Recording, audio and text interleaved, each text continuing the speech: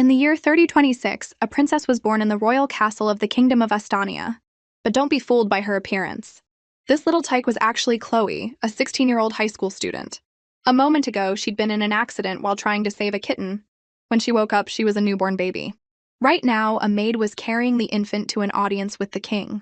Seeing the emperor's trembling hands and cold attitude, Chloe knew this was a bad sign. Just then, the emperor opened his mouth, his eyes filled with disgust. "Another girl!" The princess was bewildered. What's wrong with being a girl? Are girls no good? Behind the king stood countless ministers, all of whom would decide this little princess's fate. Dr. Bogan spoke up. The royal family has had 3 princesses in a row. I fear this is an omen of misfortune. Even the royal advisor petitioned the king, saying that for the sake of the country's destiny, this princess could not be kept.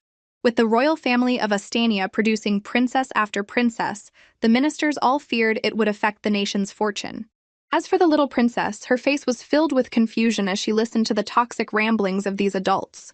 Finally, that emperor of a father made his decision. He wanted his newborn daughter drowned. The maid held the princess, and though she was reluctant, she had to carry out the order. The little princess still couldn't believe her rotten luck, to be reincarnated as a princess only to be murdered by her own father. The princess looked at the basin of water before her and began to tremble with fear. She started thrashing and wailing in her baby voice, cursing the emperor for being a rotten scumbag who'd kill his own daughter. And this maid, hearing a newborn speak, startled her so much that she let go, and the princess plopped right into the bucket. Panicked, the baby cried and thrashed even harder. The jerk of a king finally turned around in shock, not expecting his newborn daughter to already know how to talk. His ministers did a complete 180 as well, praising the tiny princess as a genius for being able to speak so soon. The princess was now sinking to the bottom of the bucket, her eyes still holding out hope that someone would save her. A hand reached down and pulled her from the brink of death. The jerk king held the little princess upside down, declaring that if she was truly a genius, they would keep her. He told the maid that he would return in 3 months to test the baby's IQ. Then he coldly tossed his daughter to the servant, saying that if she didn't score high enough, there would still be time to drown her then. The princess, lying in the maid's arms, screamed in terror. This country was a nightmare. That scowling, insufferable man was still so prejudiced against women. Seeing his daughter cry, he just thought women were a nuisance who did nothing but weep. She wondered if this royal pain in the ass even had a mother, or if he thought he was born from a rock. Meanwhile, in a lavish corner of the palace, Queen Livia, a ripe 23 years old, looked at her newborn daughter with tears in her eyes. The princess knew that her mother was so exhausted from childbirth she couldn't even stand. But ever since she'd learned that her rotten father wanted to drown her, this mother had been crying nonstop for 8 hours. It was so much crying that the princess was getting annoyed she couldn't sleep. The queen came to her daughter's side and began her lament again. "My poor daughter." The little princess turned her back to her mother, silently retorting, "No, I'm not the pitiful one. I think you are. The queen of a nation, who went through the pain of childbirth but hasn't even seen her own husband. Now that's pitiful." The queen, her voice choked with tears, said, "If only you were a boy." Princess was furious. Why was this country so sexist?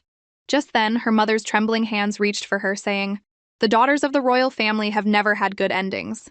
If they are born, they are not allowed to live, and if they live, they are not allowed to live in peace." The princess started to get a bad feeling, and she was right. Her mother wanted to do it herself rather than let the king drown her daughter in 3 months. The princess gasped for air, her throat squeezed by her own mother's hands.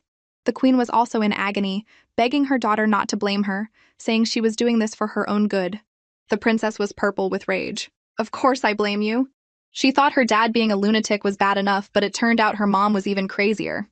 She'd only been born for 8 hours, hadn't even had a nap, and now her mother was trying to strangle her. Just at the most critical moment, the king stormed in, demanding to know what his wife was doing. The princess was finally saved, painfully crawling in her cradle, gasping for air. Queen Livia tried to stammer out an explanation but couldn't form the words. The jerk king lost his patience and said he didn't care what she was doing and didn't want to know. He used some kind of magic to lift the princess into the air, declaring her his daughter. This tyrant said that other than him, no one was allowed to kill the princess.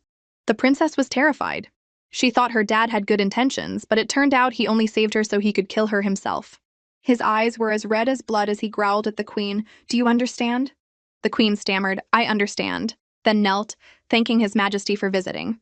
She looked weak, slumping to the floor, shivering as she thanked him for coming despite his busy schedule. Seeing this, the princess was furious, silently cursing her father for being such a scoundrel, not even helping his wife up when she was so weak. The king, however, looked disgusted and angrily told the queen to stop being so sentimental. He then grabbed the princess by the leg, saying he came to settle a score with this little brat. The princess was confused. She was still a baby. What score was there to settle? Besides, she really hated the way this king was holding her. The petty father was now interrogating the princess for daring to call him dog crap in the main hall in front of hundreds of people the day before. The queen was horrified. She couldn't believe her ears. The princess, however, just giggled, delighted that it took her father a whole 18 hours to figure out she was insulting him. "Hey, what an idiot!" Seeing the little girl's bright smile only confirmed the king's suspicions. He realized she not only understood what adults were saying, but also knew how to curse her own father. The queen spoke up to defend her daughter, saying the princess was less than a day old. How could she possibly curse him? The king shot her a look that could kill. "Are you saying my judgment is wrong?" The queen immediately fell to her knees in fear, saying that wasn't her intention at all. But rather that if the king wanted to execute the child, he should just let her do it instead of torturing her. The king smirked. "Who said I wanted to kill the princess?" The queen looked up, a gash on her forehead from prostrating herself so fervently, and asked him with suspicion what he was doing here. The princess also looked displeased, wondering what his intentions were. That rotten jerk of a king actually smiled at his daughter and said he was here to give her a name. Hearing this, the little princess looked at her father in a new light, trying to act obedient to get a decent name. Seeing his daughter like this, the king had a fleeting thought that she was actually kind of cute. The queen, both happy and curious, asked what name His Majesty intended to give the princess. He smiled and said a single name, Astoria. He named her Princess Astoria. The queen, hearing the name, beamed and praised it. "What a beautiful name." But her deadbeat dad replied, "Astoria, it means ill-fated star in the old tongue." Hearing her father give her such a name, the princess absolutely could not accept it. She couldn't believe there was a father in the world who would name his own daughter, his biological daughter, something like that. The king's mind was still full of prejudice. He believed that because of this baby's birth, the Western Empire had declared war on his country, and 300 ministers were petitioning him to execute her. He gently placed his daughter on the bed, not forgetting to call her unlucky. The princess felt that she was born into a life of tragedy, weighed down by feudalistic traditions, and it was agonizing. She was furious, wanting to scream at her father to use his brain for a second. People wanted to go to war. They would have gone to war whether she was born or not. After he was done, he walked out, saying before he left that the two of them could rest assured. Before he returned, no one would dare harm the queen and her daughters. He said if anyone did dare to harm them, he would chop them into 100 pieces when he got back. The queen was overjoyed, clasping her hands and thanking His Majesty for protecting the princess, feeling that he was acting a bit more like a man. A good man should protect his wife and children unconditionally, after all. The poor mother then hugged her child, tears flowing again. Even though she was a girl, His Majesty not only didn't despise the princess, but even protected her. The queen felt that Astoria was her good luck charm. Astoria pushed her mother away with her small hands, a look of utter disgust on her face at the old lady's over-the-top reaction. So what if that jerk dad was a little handsome? There was no need to be that moved. Astoria wiped her mother's tears. Even though she was a girl, she was still his biological daughter. He had no right to despise her. She wanted to tell her mother that whether she was a boy or a girl, as a father, the king had a duty to protect her. In reality, though, the king still found women troublesome, thinking they were useless for anything besides crying. Hearing this, Astoria could only glare at him with rage. This guy truly looked down on women from the bottom of his heart. 3 months later, the day of Astoria's IQ test arrived. A super full tub of water was prepared next to her, ready to drown her at a moment's notice. The maid held the baby and comforted her. "Princess, don't be afraid. I will definitely protect you." Astoria was terrified. She glanced around. According to the agreement, today was the IQ test. If she was deemed not smart enough, she'd be drowned. But everyone had been waiting for a long time, and that damn dog of a king still hadn't shown up. The crowd below began to whisper amongst themselves. The king had been at war with the Western Empire for 3 months and still hadn't returned, and they heard he had been injured. All of this they blamed on the unlucky princess. One agitated fool used it as an excuse to hurl a rock at the princess and her maid. His action was the spark that ignited the crowd. They all started screaming for the little princess's death. Furthermore, in this sick and backward country, there was a tradition. When faced with an angry mob, a princess could, either voluntarily or by force, atone with her life. Astoria started to cry in fear. Although she was worried about that jerk king, his injury only proved he was an amateur. What did that have to do with a newborn baby like her? Just then, one crazed man decided to take matters into his own hands. His face was purple with rage. He shouted that if Astoria died, the kingdom of Astania's luck would change. They would defeat the Western Empire, and the king could return. The maid hugged Astoria and backed away, trying to protect her. "No, you can't. Other than the king, no one is allowed to harm the princess." The aggressive man, seeing the maid desperately clinging to the princess, started to get physical. He screamed at the maid to let go, calling Astoria an unlucky star who had to be killed, a low-class creature. Despite his yelling, the maid remained loyal, holding Astoria tight. And so, a tug-of-war began. Being pulled like a string cheese stick, Astoria felt miserable. She felt it would be more pleasant to just have her throat slit. But just at this critical moment, her protagonist halo shone through, and someone came to her rescue. The savage brute was suddenly attacked by someone, his face contorting in pain as blood trickled from his mouth. Who would have thought the attack came from a 4-year-old kid? It was Prince Damien of Astania, an intermediate-level mage. After protecting Astoria, he spoke with an air of authority. "Anyone who touches her, this prince will kill them." The brute who had just been hit immediately bowed his head in fear, greeting the Grand Prince. Damien held out his hand, and a mystical light shot towards Astoria, lifting her into the air and back into her mother's arms. The queen's face was filled with worry. Astoria looked at Damien, not expecting the little brat to be her older brother. His aura was just like that jerk king's, but to Astoria, the kid was actually pretty cute. The queen weakly pleaded with the frenzied crowd, saying she was also sad that the king was injured, but begged them not to harm her daughter. She had barely gotten a sentence out before the wolves in the crowd shouted at her to shut up, calling her useless and blaming her for continuously giving birth to daughters, thus affecting the country's luck. Among the vile rebels, 3 men stood out. They said if the queen wanted to apologize, she should die to atone along with Princess Astoria. Damien stood tall, a man protecting his family in his father's absence. He declared that with him here, he'd like to see anyone try to harm his sister and mother. The 3 men knelt, using their cunning words to try and deceive Damien. They told him he was too young to understand, that women who bring ruin to a country come in all ages. On the surface, they appeared respectful to the Grand Prince, but the 3 rebels were secretly gathering their magic. Suddenly, they all attacked him at once. Their true identities were spies from the Western Empire. With the master away, they planned to kill the Grand Prince and claim the huge reward from their home country. And their sneak attack succeeded. Even though Damien was a prodigy, he was still just a 4-year-old and couldn't withstand such a powerful spell. Seeing this, the queen was frantic. She immediately ran forward, using her own body to shield her young son from the magic. Damien was so heartbroken for his mother that he burst into tears.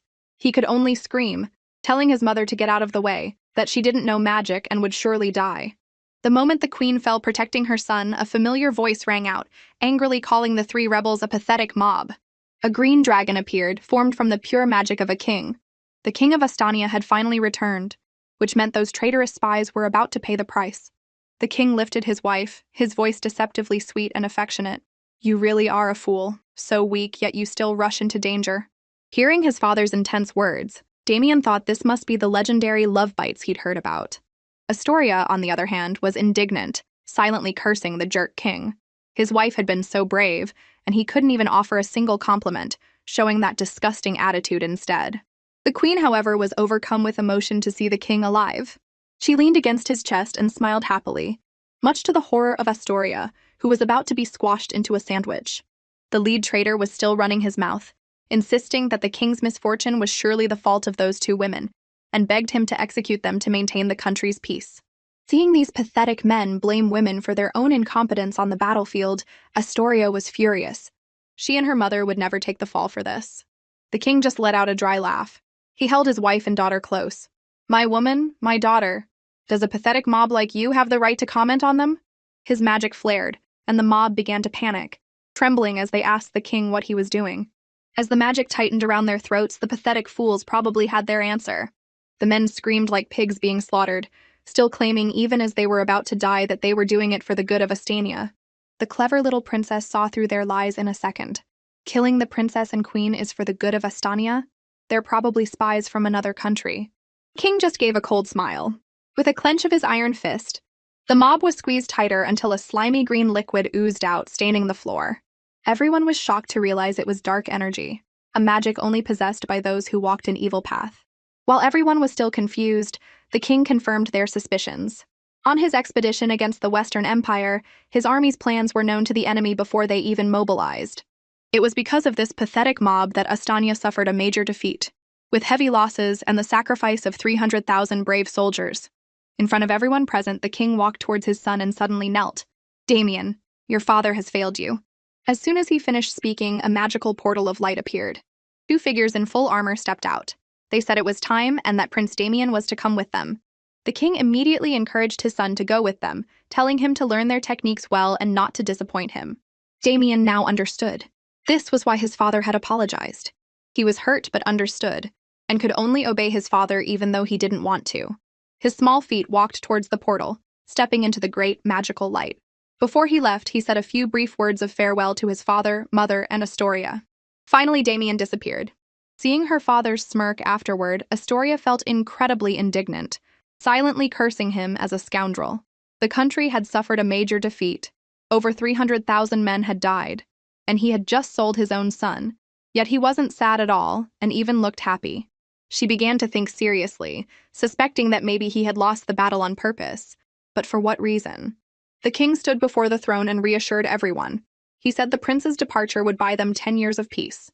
Hearing the number 10, the queen couldn't help but feel heartbroken for her poor son. Astoria just spat contemptuously. Based on his detestable face, she was sure he lost on purpose. There had to be some secret. Just then, that rotten hand reached for her. The king lifted his daughter by the scruff of her neck. "It's time for the intelligence test." The queen, sitting nearby, felt incredibly anxious. The feelings of a mother who had just parted with her son and now had to witness a test that would determine her daughter's fate were truly agonizing. The court officials below began to whisper. It was the first time in years they had seen someone so young take an intelligence test. They didn't even know if Princess Astoria could understand the questions. The jerk king coldly told his daughter that the kingdom of Astania had enough princesses. If she wasn't a genius, she didn't need to live. Astoria was enraged, repeatedly cursing her wolf of a father and her slurred baby talk and kicking him in the face. After a struggle, she grew tired and flopped down. She thought this king was truly insane. If every parent demanded their child be a genius and killed them otherwise, wouldn't the human race go extinct? The king was furious too and tossed her onto a nearby cushion. "I see you've started cursing your father again. It seems this little brat is confident." He then smiled and ordered the test to begin. Dr. Bogan would be administering the test. This intelligence test has 3 questions in total. We will do them one by one.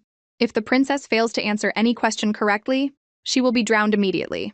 If the princess answers all 3 questions and is proven to be a genius of Astania, the king will treat her generously. He then smiled at Astoria, telling her that when the question was asked, she could just clap her hands to indicate the answer. He even patted her head, saying that if she could speak, it would be even better to just say the answer directly. The doctor's hand glowed with magic. This was the first question. White doves immediately flew out. The doctor said, "Princess, look, there are 7 birds in total. Suddenly, 4 of them die." As he spoke, 4 small bird carcasses fell in front of the princess. A vivid illustration. The question is, how many birds are left in the sky? The old royal advisor stroked his beard in disapproval. This was a 7th grade math problem. Even if the princess wasn't a prodigy, how could she answer something so difficult? Astoria was confused. "Isn't this just 7 minus 4? What's so hard about that?" She let out a little cry and held up 3 fingers. She thought, even if I can't speak clearly, they can see my hand gesture, right? Besides, is such a simple question really for 7th graders? Is the math level of people in this world really that bad? The queen's face bloomed like a flower, congratulating Astoria for answering correctly. Next up was question number 2. Dr. Bogan revealed it was a bit harder and told Astoria she could take her time to calculate it and write down the answer when she was ready. Up on the throne, the jerk king had warned Bogan to make the questions harder. If he gave another simple one, Bogan would be the one to die. Bogan had to sigh and decided to give a problem that no more than 10 people in the entire country could solve. If the princess could do it, she would be incredible. But deep down, the doctor felt His Majesty was just making things difficult for his own daughter. A child this young, even a genius, couldn't possibly solve this question. That rotten king still demanded the doctor give a very difficult question, preferably one no one had ever solved before. The royal advisor had to speak up for the princess, asking the king if he really intended to drown the princess right in front of the queen. He just smiled and said he knew what he was doing, then urged the doctor to ask the question. After a few seconds of scribbling, the high schooler in Princess Abadi proudly showed off her answer. A question like this, Astoria thought, was only 3rd grade level. How could only 10 people in the country solve it? Was it possible that only magic was advanced here, and everything else was behind? Dr. Bogan held up the answer, his eyes nearly popping out of their sockets in astonishment. The question was, on a math test, the class average was 91.2. There were 21 girls, with an average score of 92, and the boys' average was 90.5. How many boys were in the class? Astoria's answer was 24, completely correct. The royal advisor couldn't contain his excitement and hugged Astoria. He congratulated the king and queen, affirming that Princess Astoria was an outstanding genius, solving such a difficult math problem at only 3 months old. What was more surprising was that the princess could not only speak and write, but also read and understand. The royal advisor excitedly declared Astoria a once-in-millennium genius. He happily lifted her and spun her around. The king also nodded in agreement that the problem wasn't easy, and Astoria solving it was not bad. But he was still not satisfied, contemptuously asking Dr. Bogan, "Is that all you've got?" He used magic to take Astoria from the royal advisor's hands. This final question, the jerk of a king wanted to ask himself. He reached out and used his magic to pull something from Dr. Bogan's pocket. A capsule-shaped object flew out, causing the doctor to watch it with a pained expression. The king said he remembered there were quite a few treasures in this spatial pouch of his. He opened the capsule and countless objects flew out, all from the Middle Ages. The princess watched with wide eyes, completely thrilled. This magic was so cool. The king chose something that looked like a wooden box from among the objects, covered in all sorts of charms. He said it was a piece of music from 1,000 years ago, but had been severely damaged. He told Astoria that if she could restore it, he would spare her life. Dr. Bogan was shocked. He bluntly told the king this was going too far. This was an artifact from a great being from before the blue planet was destroyed. Even if the princess was a prodigy, she couldn't possibly restore such an ancient piece of music. Astoria was just as shocked. The blue planet she just heard, could it be Earth? Astoria tried to console herself. Maybe it was just a coincidence. Just then, the music began to play. She had to admit the things in this magical world were truly amazing. This jerk king hadn't done anything, just flicked his finger, and she could hear the music. However, Astoria was truly at a loss. She had always been terrible at music, failing her exams. She was completely tone-deaf. As she was despairing, a familiar tune reached her ears. Wasn't this Twinkle, Twinkle, Little Star? The damn king then tossed Astoria away and ordered Bogan to give her a pen. Bogan, seeing the princess about to fall, was terrified and reached out to catch her, holding her in his arms. Bogan was full of sympathy. How is this possible? This is a piece of music from 1,000 years ago. He wondered, does His Majesty really not want Princess Astoria? How could this little girl possibly restore this musical score? Astoria picked up the pen, a chill running down her spine. Thank goodness it was this song, or she really would have died here. She then began to write at lightning speed. Although she didn't understand what they were talking about with a 1,000-year-old musical score, this was definitely Twinkle, Twinkle, Little Star. No doubt about it. Ignoring everything else, Astoria was sure she could do it. And that cruel king was still watching his daughter with the same cold eyes, who knew what he was thinking. After writing down a series of numbers, Astoria held up the paper with a proud look on her face. The royal advisor took the paper, hesitated, then burst out laughing. He said he told them so. How could the princess restore such a difficult piece of music? She had just written down some weird numbers. However, grading a 3-month-old's paper, he thought it was pretty impressive for her to write so many numbers at her age. Dr. Bogan, however, hearing about the numbers, had his eyes light up. He snatched the test from the royal advisor's hands. Bogan looked at the paper, his face immediately showing astonishment. The princess had actually managed to restore it. He then smiled happily, once again affirming before the king that Astoria was a genius. The royal advisor immediately objected, seeing only a random string of numbers. Bogan looked at him with disdain.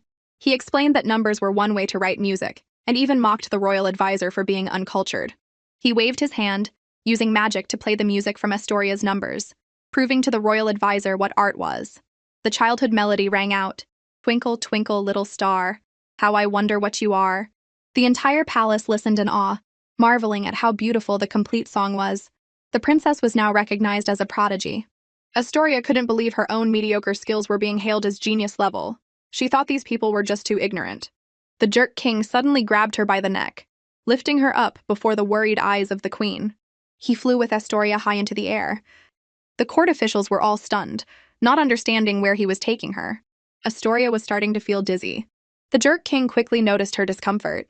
He smirked and asked Astoria if she liked this feeling, then said he would speed up so she could feel it more clearly. He shot off like an arrow into the vast space beyond.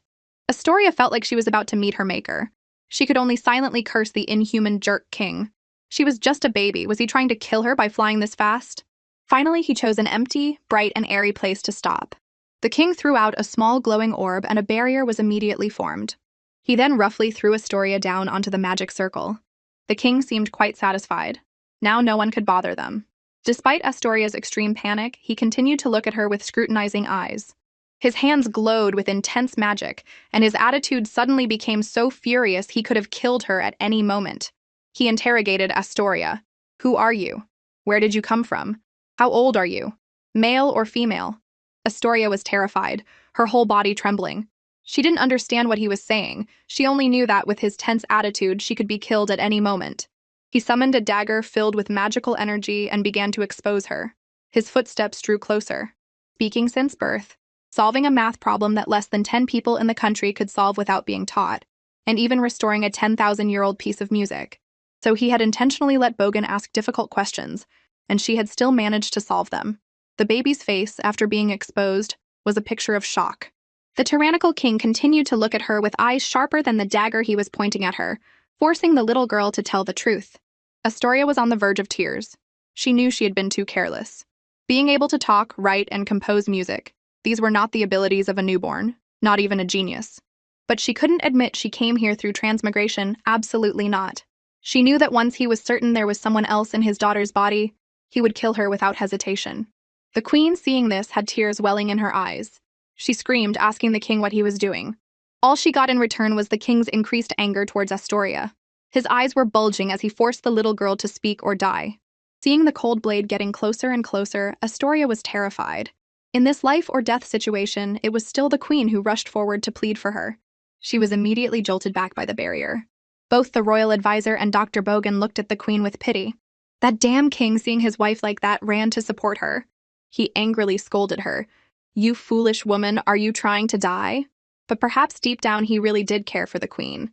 Not knowing how to please him, she could only stare at her husband with wide eyes. Astoria's brain went into overdrive. The little girl decided that regardless of whether the king really wanted to kill her or not, at least the queen truly loved her.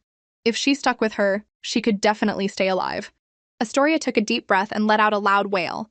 Hearing her little daughter's cries, the queen shouted words of encouragement. "Astoria, don't be afraid. I'm coming to save you." The king had to retract the barrier. He didn't want the queen to get hurt. Astoria tearfully crawled towards her mother. She was truly scared. The queen was her only anchor. The queen hugged her little daughter, gently comforting her. As for the monarch, he knew Astoria was quick to find someone to rely on. However, he couldn't let it go that easily. He remembered on the battlefield with the Western Empire, he and his soldiers had discovered strange creatures. From what he understood, these creatures had somehow fallen into his country, and they were organized and disciplined. Seeing Astoria's strange abilities, he worried she might be one of those strange creatures that had fallen into his country. He glanced at the queen and told her to take care of the child. Astoria hugged her mother and breathed a sigh of relief, thinking she had finally managed to save her own life. The cruel king just smirked and said he would come to the queen's chambers tonight, telling her to be prepared. It was unclear what his intentions were, but Astoria was scared out of her wits. Is he coming to kill me tonight? The queen must have had the same worry, her face clouding over, but she could only obey. After returning, Astoria obediently acted like a newborn baby, lying in her cradle with a pacifier in her mouth while the kind maid chatted with her. The maid told the princess to be on her best behavior tonight because the king was going to visit the queen. She warned Astoria not to disturb them while they were making a baby. Hearing those words, Astoria's jaw dropped. The maid saw her expression and affectionately patted the little princess's head, then whispered to Astoria that if things went well tonight, she might have a little brother or sister. Astoria sat up, her eyes wide. She looked over to the large bed where the queen was sitting, grooming herself. If Astoria remembered correctly, this mother of hers had married that jerk king at 18, and now at 23 she had already given birth to 2 princes and 3 princesses for the royal family. Astoria's face showed a flicker of worry. Having so many kids? Is that really okay? Just then, the chamber door was kicked open by a small, rude foot. A little brat's voice called out, "3-month-old Astoria, get out here and face me!" The maid was startled and asked why the second prince was here. But the ill-mannered brat charged towards Astoria. He was already gathering magic in his hands. He wanted revenge for his older brother. This little kid blamed Astoria for his big brother being sent away. Astoria was confused. The big brother he's talking about, do I know him? But the vicious little kid had already decided to attack. Astoria panicked and could only cry out in fear. Hearing the commotion, the queen rushed out to check on her daughter. The cradle had been knocked to the floor.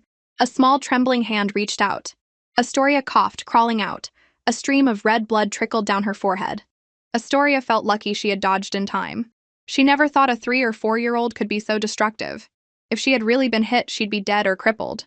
The queen picked up her daughter, holding her close in sorrow, her tears streaming down. The little girl began to wail. That had scared her to death. The second prince was shocked to see blood. He probably hadn't expected the consequences to be so severe. A guilty look was clear on his face. His teacher had told him that at his level of magic, he basically couldn't hurt anyone.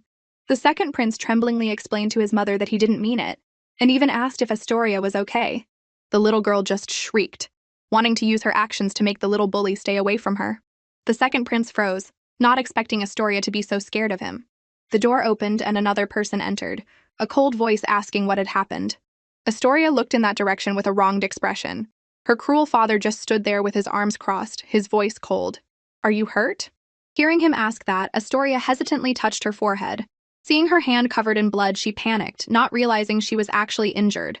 The king, seeing that she seemed to understand his words again, looked at Astoria and ordered her to explain what happened. Astoria saw the intense stare and mysterious smile of that jerk king and was convinced he still wanted to kill her. "I have to think of something." Prince Noel thought his father was asking him and stepped forward to tearfully explain. The queen, not wanting Noel to be punished, stepped forward to take all the blame. But he growled at them to shut up. He suddenly grabbed Astoria by the leg. Astoria was left dangling upside down in the air, stunned, as blood from her forehead dripped onto the floor. The cruel king told Astoria she knew how to talk, and repeatedly forced her to say what happened. Astoria knew he was still testing her, so she started crying loudly. It was better to play dumb, to pretend the blow to her head had damaged her brain and she was no longer a prodigy. Seeing the baby cry so fiercely, the king felt a bit hesitant. He then reluctantly held her, sighing and letting it go. She was crying like this, he couldn't get anything out of her anyway. He'd deal with it later. Astoria was secretly pleased. From now on, she would be a weak, ordinary little girl. That way he couldn't do anything to her. The tyrant then asked her, "Does it hurt a lot?" He then poked the wound on Astoria's forehead. She clutched her wound and cried, feeling like this madman really wanted to hurt her to death. After confirming she was really in pain, he finally believed her. He looked at Astoria and smiled. "If my Astoria is so badly hurt, then your father will sleep with you tonight to take care of you." Astoria was horrified and pushed him away. She didn't want to sleep with this guy at all. She was afraid that sleeping with someone so cruel, she would be killed. The second prince, hearing that his father wanted to sleep with Astoria, felt a pang of jealousy. The little boy was sad that he had never gotten to sleep next to his father. Seeing Astoria pushing their father away, Noel became furious. "What's with your attitude, Astoria? Father wants to sleep with you and you don't want to? He's never slept with me, not even once." After saying that, Noel looked puzzled and asked his father, "Could it be that Astoria at her age can understand what we're saying?" Astoria immediately froze, her face blank. Now she remembered, she wasn't a prodigy anymore, just a normal baby. She shouldn't be able to understand what the second prince was saying. She forced a strained smile, convinced that this was how a normal child would react upon seeing their father. Astoria held out her small hands, smiling and asking for a hug. This act shot straight to Noel's heart. In that moment, he found his annoying little sister quite adorable. The king just smiled and told Noel maybe next time. He patted the boy's head, promising to sleep with him another time. Tonight, he wanted to confirm if this little girl was problematic. The king coldly told the queen he didn't need her services tonight. He told her to leave if she had nothing else to do. He and Astoria were going to sleep. The queen, who had gone to so much trouble to prepare, could only bow her head and obey. The maid was heartbroken, thinking the king had come for the queen, only to see the queen fall out of favor. The entire royal palace was shrouded in the quiet darkness of the night. In the king's chambers, the little treasure Astoria was lying next to the jerk king. She was so sleepy her eyes were drooping, but she encouraged herself not to sleep. She had to persevere. If she fell asleep, that jerk king might kill her. Astoria told herself that even if she had to die, she would die awake. Astoria tried a little too hard, to the point of thrashing around in the night. The king, who was lying there, suddenly felt the movement and opened his eyes. He saw that this little girl was still awake at this hour and knew something was not right. He secretly began to gather magic, intending to kill Astoria. Better to kill an innocent than to let a strange creature that could destroy his kingdom live. His murderous hands drew closer to the little girl. Unexpectedly, after all her struggling, Astoria couldn't resist any longer and fell sound asleep. Seeing this, the king stopped. He sighed, feeling that this little girl slept like a log. He began to doubt his own judgment. Maybe she was just an ordinary child. He got out of bed, thinking that if Astoria were an enemy, she wouldn't be able to sleep so soundly. The Jerk King stepped outside, thinking perhaps he had been overthinking things. The room now held only Astoria, sleeping like a dead pig. The king's feet carried him to another room. He quietly called out to the queen. The queen was sleeping in the next room, with Noel sleeping soundly beside her, even muttering in his sleep about his father being heartless for not sleeping with him. Hearing someone call her name, the queen's beautiful eyes fluttered open.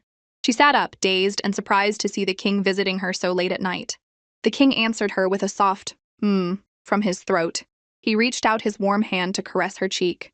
The queen was very surprised and asked him why he was here. Wasn't he sleeping with Astoria? He didn't answer her question, just looked deep into her eyes and said seductively, "Queen, let's have another prince." Hearing these words, the good mother Livia immediately covered the king's mouth, firmly refusing. "We can't. Noel is still here." The king looked annoyed and glanced at the little boy sleeping soundly next to them. He glared at the queen. "Are you refusing me?" The queen immediately trembled and said that wasn't her intention at all. The domineering king was just waiting for that. He used his authority to make it impossible for the queen to refuse. Holding her by the waist, the king reassured her, saying Noel could sleep through a thunderstorm. Just as he said that, a child's cry rang out, making them both jump. The queen immediately recognized it as Astoria's cry and was very worried. The king next to her was so angry his face turned black. Astoria's noise had also woken up little Noel. Seeing his parents hugging, Noel sleepily asked if they were dancing. Let's rewind to Astoria 10 minutes earlier. While the little girl was sound asleep, a tree branch suddenly pierced through the palace floor, accompanied by a strange, eerie voice. It said it had been in Astania for 3 months, and only now had the chance to get close to Princess Astoria. The little girl, startled by the loud noise, woke up. The monster, seeing it had been discovered, remained calm. It knew Astoria was special, not from its planet, but also not the real Princess Astoria. Astoria trembled in fear at the sight of the strange creature. The little girl didn't know what it was. An alien? The creature found that name quite interesting, but if Astoria called them aliens, then the humans on this planet were no different. The creature explained that 1,000 years ago, humans fled the blue planet and came here to seize this planet.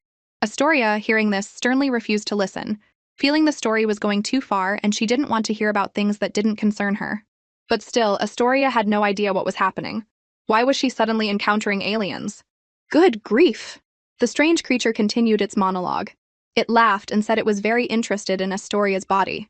It turned out this creature had tried to possess human bodies before, but the native humans were too strong and they couldn't take over their bodies. The strange creature said no one was as perfect as Astoria, who could possess a human body. The only problem was that she was too stupid, acting too differently from a normal baby. Otherwise, no one would have found out that the real Princess Astoria had disappeared. Being called stupid, Astoria felt very resentful. After its presentation, the strange creature began to act. Its body transformed, sending out thorny tendrils like tree branches towards Astoria, wanting to seize her body. The thorny tendrils forced Astoria to retreat in fear. Her whole body was quickly entangled. Astoria felt the vines piercing her body, which was extremely painful. The strange creature offered words of comfort. The process will be a bit painful, but don't worry, you'll be dead soon. Just as it was about to succeed, a voice called out, "Astoria!" accompanied by hurried footsteps. The monster knew someone was coming. It hadn't expected Astoria to have already called for help. In the end, it's humans who are cruel and despicable. The thorny vines retracted, leaving countless wounds on Astoria's body. Although it was reluctant to have its plan ruined just as it was about to succeed, the strange creature couldn't let too many people discover it, so it quickly retreated. Its body disintegrated into a pile of green slime, only its eyes still glaring at Astoria with hatred, vowing to remember this grudge. Finally, it plunged back into the ground and disappeared. A second later, the queen rushed in with a panicked look on her face, calling for Astoria. Seeing her mother, she trembled all over. At that moment, a series of beep-beep sounds rang out. The king frowned and quickly warned everyone to be careful, simultaneously casting a defensive spell over the queen. They then discovered a bomb right in front of them, with only a second left before it exploded. Looking at the rapidly shortening fuse, Astoria felt she was done for. Indeed, boom! A huge explosion occurred. The queen's heart ached, her face streaked with tears. Noel couldn't believe his eyes and called out for his sister. Only the king remained calm, telling everyone not to worry because he had put up a barrier. The little brat would be fine. When the smoke cleared, the image of a heavily injured Astoria appeared, coughing in a shattered, dilapidated barrier. She cursed silently in her heart. Damn it. It seems that jerk king still suspects me. She clearly saw that the king had used a perfect, undamaged barrier for them, while she got this piece of junk.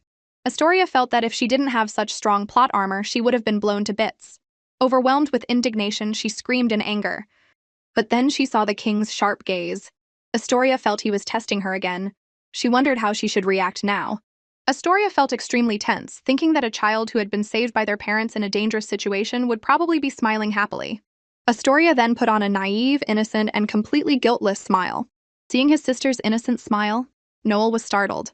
He shouted, asking his mother if Astoria had been blown silly by the explosion. How could she still be grinning after such a big scare? He grabbed Astoria's leg just like his father always did.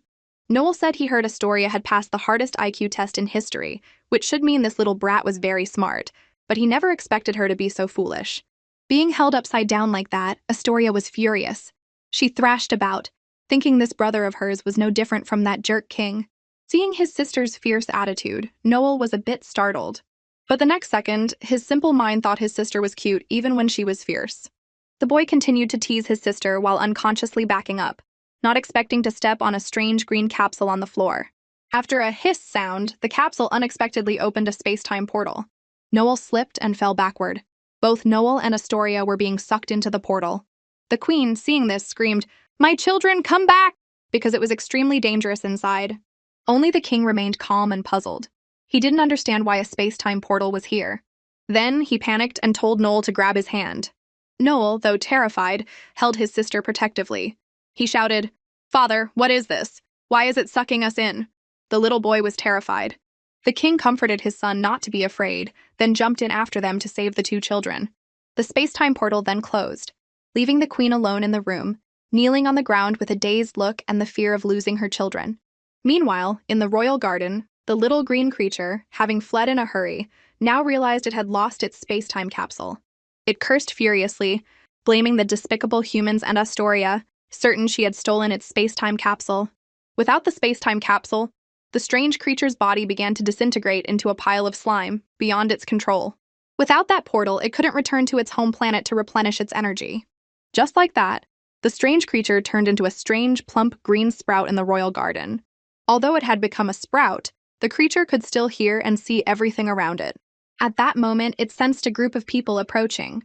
It was the third princess, 2-year-old Princess Dahlia, leading her younger sister, the 1-year-old fourth princess, Princess Luna, to visit their mother after hearing a loud explosion.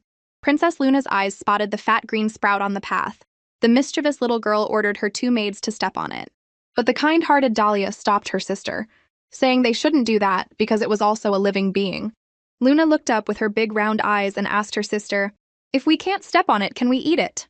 Dahlia felt her sister was a lost cause and sternly told her no. She then reached down and pulled the fat sprout up by its roots. Dahlia smiled and told the strange creature, now in the form of an ugly little plant, that she would take care of it. Back to the 3 royals and the space-time capsule. Noel and Astoria seemed to have fallen into an infinite space. Astoria now felt that this bratty boy who seemed so fierce was actually very warm. She was surprised that even though he was scared to death, he was still holding her so tightly. Astoria thought she should probably be gentler with him in the future. As for Noel, he couldn't hold back his fear and started crying. The little boy sobbed that he was only 3 years old and didn't want to die. With the confidence of a high school girl who had just been reincarnated, Astoria smirked. In the end, Noel was just a 3-year-old kid. Based on her years of reading novels, Astoria concluded that when the main character falls off a cliff, into the sea, or into a time-space vortex, they definitely won't die but will come out much better, maybe even with superpowers. Thinking about the exciting things that were about to happen according to this trope, Astoria smiled. She felt that, in consideration of Noel protecting her, she would let the little brat bask in a bit of her main character halo. But it seemed things didn't go as smoothly as Astoria thought. A beep sound rang out with an announcement, "Warning, intruder detected, activating defense system." Below them were countless sharp swords pointing upwards, just waiting for the 2 children to fall and be skewered. Noel was terrified and held Astoria tightly. The 2 children continued to fall, and just as the sword tips were about to pierce Noel's skin, the king appeared. He called out, "Noel!" and used his magic to create a barrier to protect the 2 children. Seeing his father, Noel was moved to tears. He no longer had the presence of mind to hold his little sister. Noel let go and ran towards his father. Astoria, without her brother holding her, fell directly down. Below were thousands of waiting blades. Astoria was indignant and furious that brat was too much. A blade slashed across her shoulder and red blood flowed out. A second later, a beep sound was heard along with an announcement to deactivate the defense system. The blades disappeared, leaving Astoria stunned. She thought, could this be because of my main character Halo? Just then, her heartless father grabbed her by the scruff of her neck. He looked at Astoria suspiciously, feeling that the reason the system shut down might be because of her. The space-time portal had brought them to another planet. Astoria looked around and felt this place was beautiful, but she was also stunned to wonder why there were so many space-time portals here. The moment Noel landed, he grabbed his sister's head roughly and worriedly asked if she was okay. Astoria couldn't believe this scoundrel still had the nerve to ask her that. The little girl was furious and slapped Noel hard across the face. After being slapped, Noel finally breathed a sigh of relief. He felt that as long as Astoria was okay, everything was fine. Now Noel noticed the difference in the surrounding scenery. He asked his father, "Where are we?" The king said he didn't know for sure, but if he guessed correctly, this was probably another planet. However, this planet is very strange. On our red star, space-time portals are extremely rare. The entire kingdom of Estonia only has 3. But here, there are space-time portals everywhere, and in front of each portal, there's a trap. It's really strange. Hearing about another planet, Noel was startled. The 3-year-old then asked innocently, "What kind of planet is a planet?" Which made Astoria faint. Astoria felt this guy was a real idiot. A planet isn't a type of vegetable you can eat. The king was focused on the tree in front of him and casually replied to his son that he could have a teacher explain what a planet was when they got back. Right now, he had to assess the situation. The king activated his magic, raising his hand to his eyes. When he opened them again, he could clearly see strange threads extending from the tree. He wondered if these threads were life energy. Could it be that the creatures on this planet survived thanks to this tree? The king cautiously approached the tree. He could feel a powerful energy emanating from it. No wonder it could sustain an entire planet. He just didn't know if this energy could be brought back for humans to use. Just then, a familiar beep sound cut off his thoughts. Noel dazedly asked Astoria if she heard anything. Astoria replied in her mind that she heard it very clearly. The little girl was even more surprised to see another space-time portal appear above her head. Before she could understand what was happening, Astoria was once again sucked into it. Noel panicked and called out, "Sister!" The king behind him grabbed his son by the scruff of his neck and told him not to be afraid. She was just sucked into another space-time portal. Then, he carried his son and jumped into the portal. Noel was still worried and asked his father if Astoria would be okay. The king assured him that with him there, Astoria would be fine. The place Astoria landed was a cozy room with a wooden bed, and on the wall hung a picture of a green creature with a leaf. She was immediately drawn to the picture, feeling that this green thing was very familiar. Astoria was horrified to realize it was the same green thing that wanted to take over her body before. Could this be its home? She wondered why she was in its house. What planet was this? Astoria thought deeply. If that green thing was a living creature, then this planet should have creatures of the same kind. But why hadn't she seen anyone besides that big tree? Also, being suddenly brought here, Astoria wondered if it was the legendary main character privilege. Astoria sighed, her head aching from not being able to figure it out. Was there some mission on this planet that she needed to complete? Behind her, the king and Noel had also arrived. As soon as Noel landed, he happily waved and called out sweetly, "Sister Astoria." The boy then found it strange because he was now in a room. Why was there suddenly a room? Was someone living here? Noel's eyes quickly spotted a pile of leaves on the floor. The boy immediately picked them up and sniffed the fragrant scent. The gluttonous Noel opened his mouth, wanting to take a bite. Seeing this, Astoria was horrified. She couldn't believe that idiot would dare to eat something from an alien. Wasn't he afraid it was poisonous? Luckily, the king quickly covered his son's mouth, telling him to avoid touching things here and not to eat anything. Astoria breathed a sigh of relief, feeling that this idiot was lucky to have a smart father. But she quickly felt a murderous aura. Astoria cautiously looked up and found the heavy killing intent came from the king's eyes looking at her. He had clearly seen all of Astoria's over-the-top expressions. After glaring at Astoria, the king returned to his analysis. He felt that these things resembled the strange creatures he had seen on the battlefield before. Could this be their planet? 1,000 years ago, because the blue planet was no longer habitable, humans migrated from the blue planet to the red star. Now the red star was showing strange phenomena and would probably only last a few more thousand years. It seemed humans would have to move again. If this planet was suitable for living... He thought about this and then turned around. telling his two children to stay in this safe place while he went out to check. Hearing his father say that, Noel asked, "Is father going out?" The king nodded, telling him to stay here and take care of his sister. He gave Noel a capsule, telling him to get food from it if they were hungry. Noel took the capsule and thanked his father. Boy was surprised to see so many things inside: food, drinks, clothes of all sizes. Noel wondered why his father had brought so many things. This was enough for 3 people to live here for 3 years. Astoria, looking at the pile of things, was also surprised. That jerk king looked so cold, but he was actually quite thoughtful. But it turned out these things were prepared by the queen. The king patted his son's head, telling him he had everything he wanted to eat and wear. The king had unknowingly kept these things for 5 years. If he remembered correctly, the queen was only 18 at the time. 5 years ago, an 18-year-old Livia, beautifully dressed, told her Kaelin that she was ready. She threw herself into his arms, saying they could leave.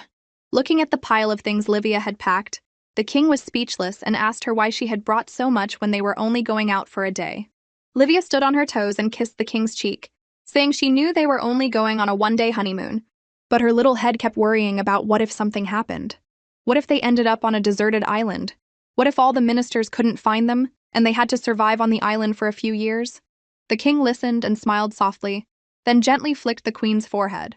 There aren't that many what-ifs. Livia cried out in pain and held her forehead.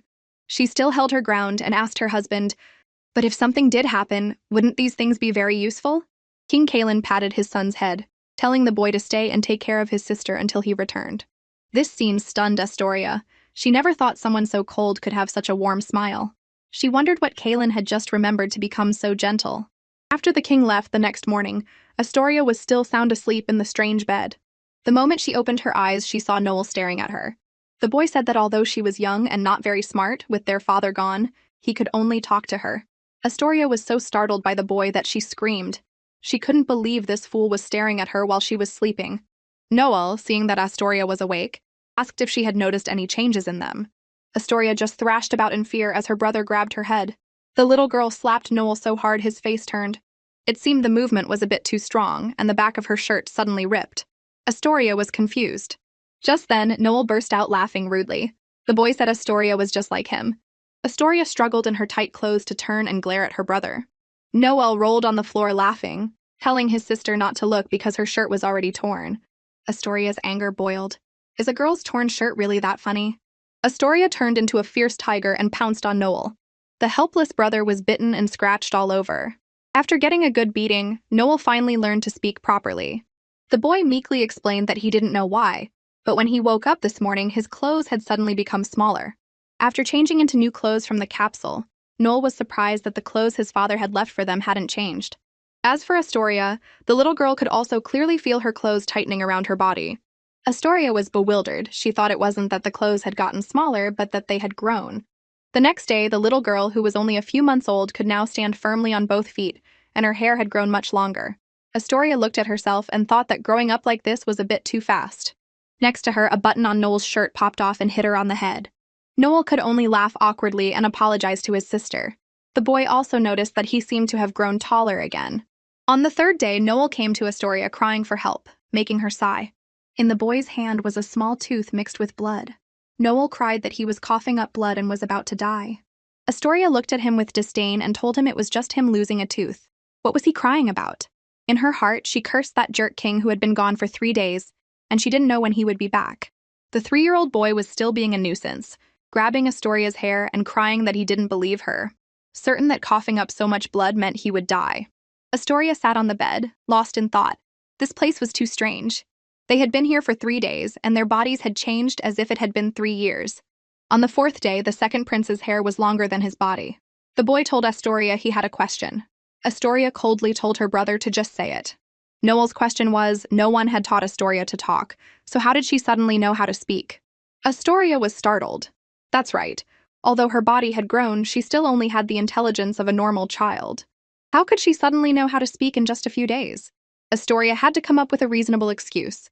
The little girl finally put on a cute act and praised her second brother for being so smart. Astoria looked at second brother, heard second brother speak, and Astoria doesn't know why she knows how to talk either. This adorable answer directly captured the second prince's heart. It was now the 5th day. Astoria stood before the space-time portal and told her second brother that they weren't waiting anymore. They had to go out. Noel was shocked. The boy still remembered his father's words to wait. Astoria was adamant that they couldn't wait any longer and told Noel to look at them. In just 5 days, it was as if 5 years had passed. This place was so strange. Astoria asked Noel if he had ever thought that their father, being out alone for so many days without returning, might have encountered some trouble. Hearing the word trouble, Noel panicked. The boy trembled and asked Astoria, "Father is so powerful. How could he possibly run into trouble?" Astoria then took her second brother's hand and said firmly that they couldn't hesitate any longer. They had to go out and save their father. In her heart, she thought that even if she couldn't find that jerk king, she couldn't stay here any longer. Otherwise, at this rate, in another 2 or 3 months, they would die of old age without any trouble. Before they could act, a loud boom came from outside, and a swirling wind rushed in, as if trying to suck everything out. Noel thought there was a tornado outside, but it was probably not that simple. All he knew was that in this dangerous situation, the boy was still firmly protecting his sister. A hand reached out from the space-time portal, along with an urgent call. "Noel, Astoria!" Kalen hugged his 2 children and pulled them into the space-time portal. Noel was very confused and asked his father what was happening. Kalen's eyes blazed with fire. He told his son not to say anything. This place was extremely dangerous. After they got out, they stopped right in front of that tree. The storm hadn't stopped. A meteor-like object shot out from the strange tree towards them. Kalen created a barrier to protect them, but unexpectedly, the barrier was easily shattered by a single impact. The meteor shot towards the 2 small children. Noel hugged Astoria, could only call out for his father in fear. In the moment of danger, Kalen didn't hesitate to use his own body as a shield for his 2 children. Noel was so heartbroken for his father that he trembled and cried. Astoria didn't understand. Didn't this king always want her dead? Why was he protecting her like this? Did he want to die? After taking that hit, Kalen was injured to the point of coughing up blood and stumbling. Seeing the red blood fall, Noel became even more panicked and confused. The king wiped the blood away, trying to act like he was fine for his children's sake. He said he was okay and that they would stay here for a while. They could leave when it got dark. Looking at the wound on the king's back, Astoria cautiously asked her father about it and even offered to apply medicine for him if he had any. The king, with the same attitude, replied that he was fine. It was only then that he noticed how much the 2 children had grown in just 5 days. This only raised more questions in Kalen's mind. What was with this planet? Only the 3-year-old Noel remained naive. The boy told his father and sister to rest while he volunteered to protect them. Before he could take a few steps, Noel cried out in pain. It seemed the 2 children's long hair had gotten tangled in the strong wind. Noel whimpered in pain, repeatedly telling Astoria not to move. Astoria was in just as much pain, feeling like her scalp was about to be ripped off. As evening approached, the space became noticeably calmer. The only solution for the 2 children's long, tangled hair was a few sharp cuts from a pair of scissors. Noel's face, after being trimmed, showed clear excitement, while Astoria's heart was dead. Touching her dog-chewed haircut, Astoria felt there was nothing left to live for in this world. Noel's eyes lit up, asking his father if he looked cool and if their mother would like his new hairstyle.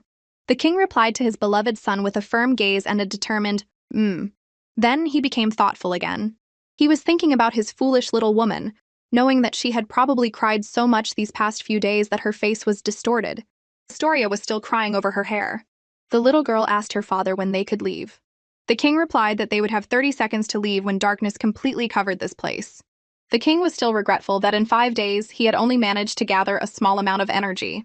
As it got darker and when the darkness had completely enveloped the space with a color as black as ink, the children became more and more anxious to leave. Astoria also noticed something coming out of the great tree. Small shadows with cute faces like little spirits flew all around the big tree. Their mystical light made Noel and Astoria exclaim in admiration. The little girl pointed to a small spirit and naively told her father to look. They even had eyes. How cute. But Kalen's eyes were filled with tension when he saw them. He worriedly told his children to be careful. Just as he finished speaking, the spirit nuzzled against Astoria's chubby cheek as if to be friendly. Holding 2 small orbs, Astoria asked her father what he had said to be careful about.